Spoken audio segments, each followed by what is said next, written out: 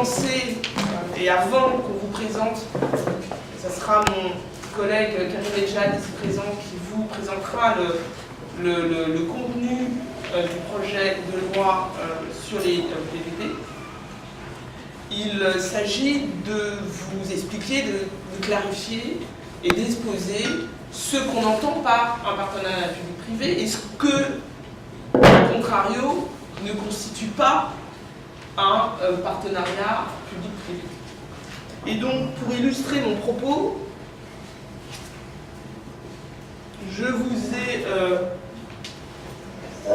propose une espèce de cartographie de l'ensemble de modes contractuels entre le secteur public et le monde des entreprises qui, vous voyez, est assez vaste, contient à peu près une demi-douzaine, sinon plus, de catégories et autant de sous-catégories qui pourraient rentrer ou non dans ce qu'on peut appeler les partenariats public-privé, dit PPP, ou on dit aussi en anglais, on dit 3Ps. Comme ça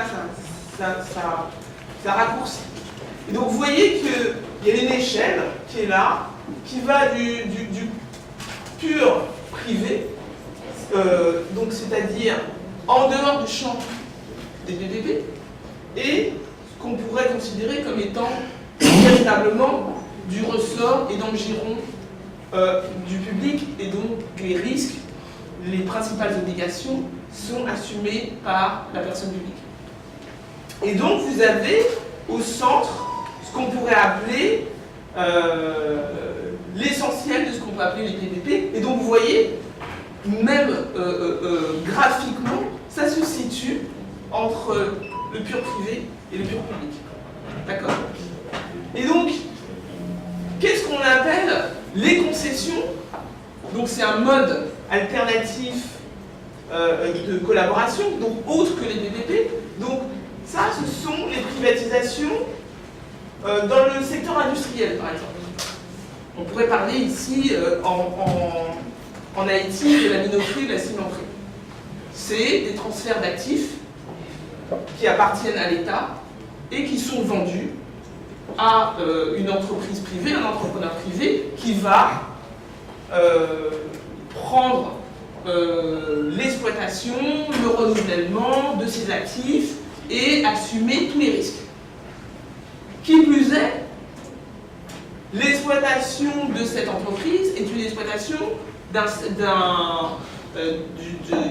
il produit des aliments, il fournit des services, mais qui n'ont rien à voir avec ce qu'on appelle un service d'intérêt général, un service public. C'est pas du transport, c'est pas de la télécommunication, c'est pas du traitement des eaux, c'est pas ou de l'assainissement, c'est pas de la collecte des déchets, c'est pas du transport routier ou autre. Donc, ces privatisations-là ne sont pas comprises comme des PPP.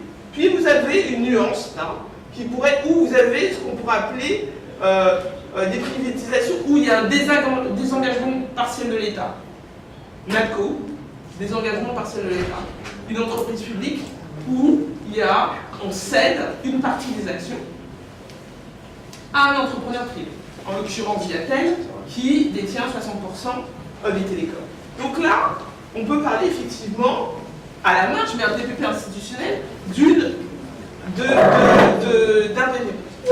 Vous avez également, là, ce qu'on appelle des privatisations, donc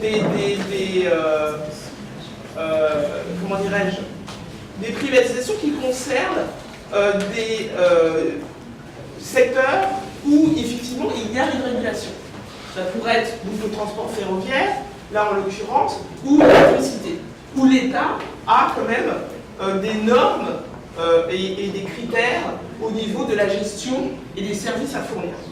Et là, on arrive donc dans le gros des PPP, à savoir la concession avec un risque qui est supporté par le secteur privé, qui est substantiel au niveau de l'exploitation, et puis des domaines où vous avez, en l'occurrence, une espèce de mélange qu'on appelle PFI, qui sont des contrats où l'opérateur privé est rémunéré sur des critères de performance et qui est sanctionné si ces performances ne sont pas atteintes. Et généralement, ça concerne soit des bâtiments administratifs, comme des écoles, soit effectivement des services qui peuvent être la distribution et le traitement de l'eau ou une autoroute.